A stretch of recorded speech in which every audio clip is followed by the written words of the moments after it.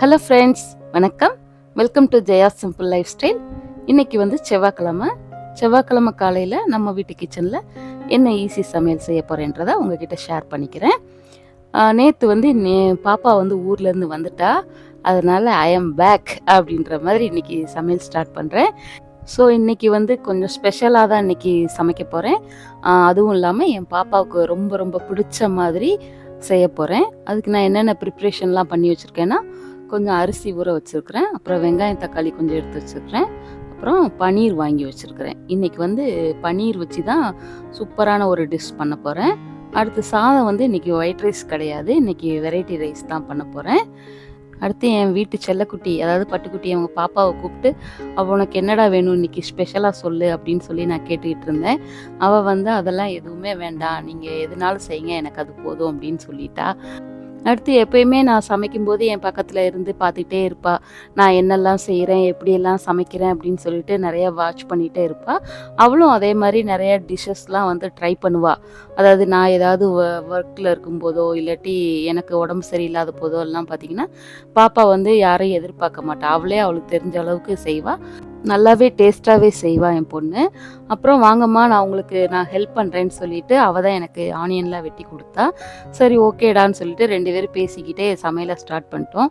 அப்புறம் அவளுக்கு நான் வந்து இன்றைக்கி ஏதாவது ஸ்பெஷலாக செஞ்சு கொடுக்கலான்னு சொல்லிட்டு நான் சமைக்க ஆரம்பித்தா, அவள் என்னடானா இல்லைம்மா இன்றைக்கி நான் உங்களுக்கு ஸ்பெஷலாக செஞ்சு தரேன்னு சொல்லிட்டு பன்னீர் பட்டர் மசாலா ஃபுல்லாகவே வந்து அவள் தான் பண்ணா. நான் வந்து சும்மா வீடியோ எடுத்துக்கிட்டு அவளுக்கு ஏதாவது இடையில எப்படி செய்யணும் அப்படின்னு சொல்லிட்டு ஒன்று ஒன்றா நான் சொல்லிக்கிட்டு இருந்தேன். நான் சொல்கிறத கேட்டு கேட்டு கரெக்டாக செஞ்சா, சூப்பராக செஞ்சுருந்தா. ஃபஸ்ட்டு வந்து பட்டர் வந்து கொஞ்சமாக வீட்டில் இருந்தது, அதை கடாயில் போட்டு அதில் வந்து கொஞ்சம் ஆனியன் வந்து கட் பண்ணி அதை போட்டு நல்லா வதக்கிக்கிட்டா. நான் வந்து இன்னொரு அடுப்பில் வந்து இன்றைக்கி கீ ரைஸ் தான் நான் பண்ணுறேன் இன்றைக்கி. இது வந்து லஞ்சுக்கு. இந்த கீ ரைஸ்க்கும் பன்னீர் பட்டர் மசாலாவுக்கும் செம்மையாக இருக்கும். குக்கரில் தான் செய்ய போகிறேன். முதல்ல வந்து குக்கரில் ஒரு 3 ஸ்பூன் வந்து நெய் மட்டும் விட்டுக்கிறேன். இது நல்லா மெல்ட் ஆகட்டும். அந்த பன்னீர் மசாலாவுக்கு ஃபஸ்ட்டு ஒரு கிரேவி தான் ரெடி பண்ணிக்கிட்டு இருக்கிறா. ஃபஸ்ட்டு ஆனியன் கொஞ்சம் வதங்கினோடனே கொஞ்சமாக இஞ்சி அதையும் கட் பண்ணிட்டா. அடுத்து பூண்டு கொஞ்சம் அதையும் 2ஐயும் சேர்த்து நல்லா கட் பண்ணி கூட சேர்த்து நல்லா வதக்கிக்கிட்டா. அடுத்து நான் வந்து கீ ரைஸ் செய்கிறதுக்காக ஃபஸ்ட்டு வந்து கொஞ்சம் ஃப்ரைடு ஆனியன் வந்து ரெடி பண்ணிகிட்ருக்கிறேன். நெய்யிலே வந்து கொஞ்சம் ஆனியன் போட்டு கொஞ்சம் நல்லா கோல்டன் ப்ரௌன் கலராக வர்ற அளவுக்கு நல்லா வறுத்து எடுத்துக்கணும். இந்த பன்னீர் மசாலா கிரேவிக்கு ஒரு 2-3 முந்திரியும் கூட சேர்த்துக்கிட்டா. இதுக்கிடையில் வந்து எனக்கு அங்கே ஆனியன் ஃப்ரையும் வந்து ரெடி ஆயிடுச்சு. அதை வந்து நான் தனியாக எடுத்து வச்சுக்கிறேன். அப்புறம் இந்த மசாலாவுக்கு தேவையான தக்காளி, அதாவது இதுக்கு தக்காளி கொஞ்சம் அதிகமாக தான் சேர்க்குறா. 6 தக்காளி போட்டுட்டா. ஆனால் டேஸ்ட்டு நல்லா தான் இருந்தது. தக்காளி நல்லா சாஃப்ட் ஆகிற அளவுக்கு வதக்கி விட்டுட்டா. அடுத்து இந்த ஃப்ரைடு ஆனியன் எடுத்ததுக்கப்புறம் இன்னும் கொஞ்சம் நான் நெய் ஊற்றிக்கிறேன் அதே குக்கரில். அப்புறம் அந்த கிரேவிக்கு தேவையான காரத்துக்கு வந்து வரமிளகா, அதாவது காஞ்ச மிளகா தான் சேர்த்துருக்கா. ஒரு 6 காஞ்ச மிளகா சேர்த்துருக்கா. அதையும் சேர்த்து நல்லா வதக்கி விட்டுட்டா. நான் வந்து கீ ரைஸ்க்கு வந்து பட்டை, சோம்பு, பிரிஞ்சி இலை, ஏலக்காய், கிராம்பு இதெல்லாம் போட்டு நல்லா பொரிய விட்டுட்டேன். இது நல்லா பொரிஞ்சு வரவும் கொஞ்சமாக கருவேப்பிலை சேர்த்துக்கிட்டேன். கருவேப்பிலை பொரிஞ்சதுக்கப்புறம் பார்த்திங்கன்னா ஒரு பெரிய வெங்காயம், அதை வந்து நான் நீள்வாக்கில் வெட்டி வச்சுருக்கேன். அதையும் சேர்த்து லைட்டாக வதக்கிக்கலாம். இது வந்து கோல்டன் ப்ரௌன் கலரில் வரக்கூடாது. இது நார்மலாக சாஃப்ட் ஆகுற அளவுக்கு மட்டும் வதங்கினா போதும். இதுக்கு வந்து நான் தக்காளிலாம் நான் சேர்க்கலை. பார்த்திங்களா, இது வந்து ஃப்ரைடு ஆனியன். இது வந்து ஃபைனலாக சேர்க்கணும். அது ஒரு ஓரமாக எடுத்து வச்சுருக்கிறேன். அடுத்து கீ ரைஸ்க்கு வெங்காயம் வதங்கிருச்சு. இப்போ வந்து ஒரு மிக்ஸி ஜாரில் வந்து கொஞ்சமாக இஞ்சி, பூண்டு, ஒரு 1.5 பச்சை மிளகா மட்டும் நான் சேர்த்துருக்கேன். இன்றைக்கி நான் காரம் ரொம்ப ரொம்ப கம்மியாக தான் நான் சேர்க்குறேன். இந்த இஞ்சி, பூண்டு, பச்சை மிளகா இந்த பேஸ்ட் வந்து பச்சை வாசனை போகிற அளவுக்கு நல்லா வதக்கி எடுத்துக்கலாம். இது நல்லா ஒரு பக்கம் வதங்கட்டும். இதுக்கிடையில் இந்த பன்னீரையும் வந்து நல்லா வாஷ் பண்ணி க்யூபாக வந்து என் பொண்ணு நல்லா கட் பண்ணி வச்சுட்டா. இப்போ வந்து இந்த வெங்காயம் நல்லா சாஃப்டாக வதங்கிருச்சு. இஞ்சி பூண்டு பேஸ்ட்டும் அந்த ராஸ்மெல்லாம் போயிருச்சு.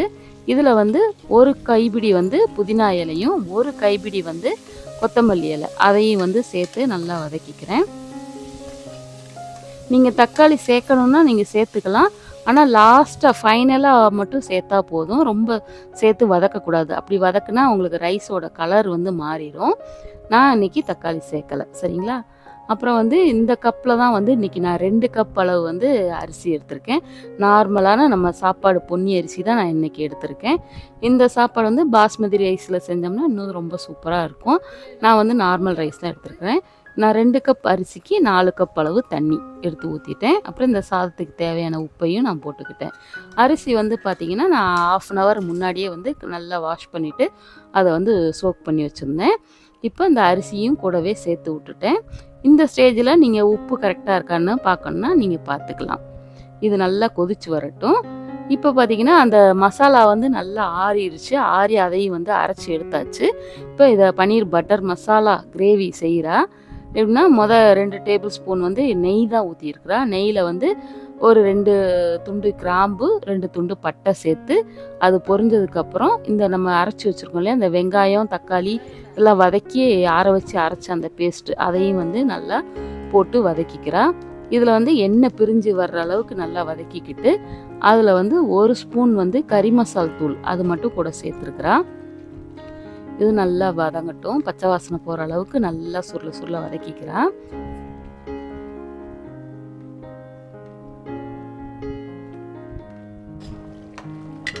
அடுத்து பார்த்தீங்கன்னா அந்த பன்னீரை வந்து அப்படியே ராவாகவே நம்ம அதில் சேர்க்கலாம். ஆனால் எங்களுக்கு வந்து ராவாக சேர்த்தா பிடிக்காது. அதனால் லைட்டாக வந்து அதை கொஞ்சமாக ஆயில் விட்டு அதை டோஸ்ட் பண்ணி தான் நாங்கள் சேர்த்துக்குவோம். அதனால் அதையும் ஒரு பேனில் வந்து கொஞ்சமாக ஆயில் விட்டு டோஸ்ட் பண்ணிகிட்ருக்குறா. இன்னொரு அடுப்பில் பார்த்தீங்கன்னா அந்த கீ ரைஸ் வந்து நல்லா வெந்துக்கிட்டு இருக்கு. நான் வந்து உடனே குக்கர்லாம் மூடி போட மாட்டேன். அதை நல்லா வேக வச்சு அந்த தண்ணி வந்து நல்லா சரிசமமாக தண்ணியும் அரிசியும் சரிசமமாக இந்த அளவுக்கு வரணும். இப்படி வந்ததுக்கு அப்புறம் தான் வந்து நான் குக்கரோட மூடி போடுவேன். இது மூடி போட்டு ஒரே ஒரு விசில் வச்சா போதும். சாதம் வந்து உங்களுக்கு சூப்பராக நல்லா பொலன்னு உதிரியாக நல்லா வெந்து வந்துடும். அதே மாதிரி உங்களுக்கு அடியும் பிடிக்காது. இந்த ட்ரிக் நீங்களும் ட்ரை பண்ணி பாருங்கள். இது ஒரு சின்ன டிப்பு தான். இது தெரிஞ்சவங்களுக்கு ஓகே, தெரியாமல் இப்போ தான் சமையலில் பிகினராக இருக்கீங்க அப்படின்னா உங்களுக்கு இது ரொம்ப யூஸ்ஃபுல்லாக இருக்கும்னு நினைக்கிறேன். அடுத்து இந்த கிரேவிக்கு தேவையான உப்பு மட்டும் கொஞ்சம் சேர்த்துட்டு அதையும் நல்லா கிண்டி விட்டுட்டா, அடுத்து கொஞ்சம் தண்ணி, எந்த அளவுக்கு நமக்கு இந்த கிரேவி கொஞ்சம் தண்ணியாக வேணுமோ அந்த அளவுக்கு கொஞ்சமாக தண்ணி ஊற்றி மிக்ஸ் பண்ணி விட்டுட்டா, அடுத்து இந்த கிரேவி வந்து நல்லா நமக்கு க்ரீமியாக ரிச்சாக கிடைக்கிறதுக்காண்டி நைட்டே பார்த்தீங்கன்னா ஒரு 10 முந்திரி வந்து ஊற வச்சுருந்தா அதையும் வந்து நல்லா மிக்சியில் போட்டு அரைச்சி அந்த முந்திரி பேஸ்ட்டையும் வந்து இந்த கிரேவியில் நல்லா சேர்த்து விட்டுட்டா. இது சேர்க்கும்போது வந்து பார்த்திங்கன்னா நமக்கு அந்த கிரேவி நல்லா க்ரீமியாக நல்லா ரிச்சாக இருக்கும். அதே மாதிரி நீங்கள் இல்லை முந்திரி இல்லைன்னா நீங்கள் ஃப்ரெஷ் க்ரீம் கூட நீங்கள் இதில் மிக்ஸ் பண்ணிக்கலாம். அப்புறம் இதெல்லாம் ரெடி பண்ண உடனே அந்த டோஸ்ட் பண்ண அந்த பன்னீரையும் கூட சேர்த்தாச்சு. இது செஞ்சிட்ருக்கும்போதே என் ஹஸ்பண்ட் வந்து ஆஹா கிச்சன்லேருந்து ஏதோ பயங்கரமாக மனம் வருதே அப்படின்னு சொல்லிட்டு அவரும் வந்தார். அவர் பங்குக்கு அவரும் 2 கிண்டி விட்டுட்டு போனார். இப்போ வந்து கீ ரைஸ்லேருந்து ஒரே ஒரு விசில் வந்துருச்சு. கீ ரைஸும் சூப்பராக ரெடி ஆயிடுச்சு. அப்புறம் பன்னீர் பட்டர் மசாலா அதுவும் வந்து ரெடி ஆயிடுச்சு. இதில் வந்து ஃபைனலாக வந்து கஸ்தூரி மேத்தி, அதாவது இந்த ட்ரை வெந்தயக்கீரையை வந்து சேர்ப்பாங்க. என்கிட்ட வந்து அது இல்லை. அதனால் நாங்கள் கொத்தமல்லியை தான் நாங்கள் தூவி விட்டுட்டோம். பாருங்கள் சூப்பராக வந்து பன்னீர் பட்டர் மசாலா செம்மையாக ரெடியாக இருக்குது. இது வந்து சப்பாத்தி, நான், idli, dosa, appam, white rice, variety rice இந்த மாதிரி எல்லாத்துக்குமே வந்து செம்மையாக இருக்கும். இந்த காம்பினேஷன் சூப்பராக இருக்கும். இப்போ பாருங்கள் கீ ரைஸும் வந்து அந்த ஸ்டீம்லாம் அடங்கிருச்சு. நான் உங்களுக்கு ஓப்பன் பண்ணி காமிக்கிறேன். பாருங்கள் குக்கர் ஓப்பன் பண்ணும்போதே பார்த்தீங்கன்னா அப்பப்பப்பா கீ ஸ்மெல்லு செம்மையாக இருந்துச்சு. ஆளையே தூக்கிடுச்சு. இப்போ வந்து இதில் அந்த மேலே நம்ம ஃப்ரை பண்ணி வச்சோம் இல்லையா அந்த ஃப்ரைடு ஆனியன் அதையும் தூவி விட்டுட்டு இதில் வந்து பார்த்திங்கன்னா முந்திரி பருப்பு, திராட்சை இதெல்லாம் வந்து அதையும் வறுத்து சேர்த்துக்குவாங்க. நான் அதெல்லாம் சேர்க்கலை. அது மாதிரி தேங்காய் பாலும் ஒரு சிலர் சேர்த்து பண்ணுவாங்க. நான் தேங்காய் பாலும் சேர்க்கலை. ஏன்னா இன்றைக்கி கொஞ்சம் லஞ்சும் சரி பிரேக்ஃபாஸ்ட்டும் சரி கொஞ்சம் ஹெவியாக இருக்குது. அதனால் ரொம்ப அதிகமாக நம்ம கலோரி எடுக்க வேண்டாமேன்னு சொல்லிட்டு நான் சேர்க்கலை. அப்புறம் மார்னிங் பிரேக்ஃபாஸ்ட்டுக்கு வந்து கொஞ்சம் இன்றைக்கி தேங்காய் பால் எடுக்கிறேன். தேங்காய் பாலுக்கு வந்து இன்றைக்கி ஜீனி தீர்ந்து போச்சு. அதனால் நாட்டு சக்கரை இருந்தது. நாட்டு சக்கரை போட்டு தான் இன்றைக்கி தேங்காய் பால் எடுக்கிறேன். அடுத்து மார்னிங் பிரேக்ஃபாஸ்ட்டுக்கு வந்து இன்றைக்கி எங்கள் பாப்பாவுக்கு பிடிச்ச ஆப்பம் தான் இன்றைக்கி செய்கிறேன். ஆப்பத்துக்கு நேற்றே வந்து நான் மாவெல்லாம் அரைச்சி வச்சுட்டேன். ஆப்பமும் சூப்பராக ரெடி ஆகிட்டு இந்த ஆப்பமும் தேங்காய் பாலும் சூப்பரான காம்பினேஷன். ரொம்ப ரொம்ப பிடிக்கும் என் பொண்ணுக்கு. எங்கள் வீட்டில் எல்லாருமே விரும்பி சாப்பிடுவோம். தேங்காய் பாலில் வந்து ஜீனி சேர்க்குறத விட இந்த மாதிரி நாட்டு சர்க்கரை கருப்பட்டி சேர்த்து தேங்காய் பால் எடுத்தோம்னா நமக்கு கூடுதலாக ரொம்ப ரொம்ப ஹெல்த்தியாகவும் இருக்கும். ஏன்னா கலர் தான் கொஞ்சம் காஃபி மாதிரி இருக்குது, மற்றபடி ரொம்ப ரொம்ப ஹெல்த்தி. டேஸ்ட்டும் சூப்பராக இருந்தது. அவ்வளோதான் இன்னைக்கு சமையல். இந்த வீடியோ பிடிச்சிருந்தா லைக் பண்ணுங்கள், ஷேர் பண்ணுங்கள், சப்ஸ்கிரைப் பண்ணுங்கள். தேங்க்யூ ஃபார் வாட்சிங். பாய்.